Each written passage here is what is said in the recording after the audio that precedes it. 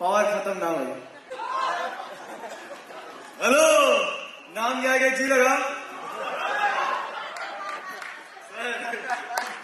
आप बढ़िया से मेहनत कर, और ये एक बड़े भाई की दुआ है कि भगवान की इतनी कृपा हो आपके ऊपर, माता रानी की इतनी आशीर्वाद हो आपके ऊपर कि मेरा भाई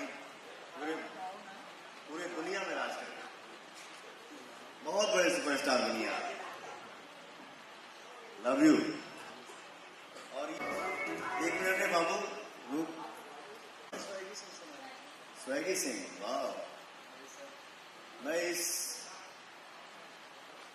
ग्लोबल म्यूजिक जंक्शन के मंच पे खड़ा होके आज तुम्हारा एक बड़ा भाई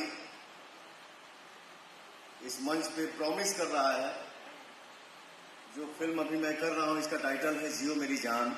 अगली फिल्म मई में या जून में, मई जून दोनों महीने में जो बेटर फिल्म होगी जिसमें तुम्हारा कैरेक्टर बढ़िया हो, उसमें तुम अपने भैया के साथ नजर आओगे।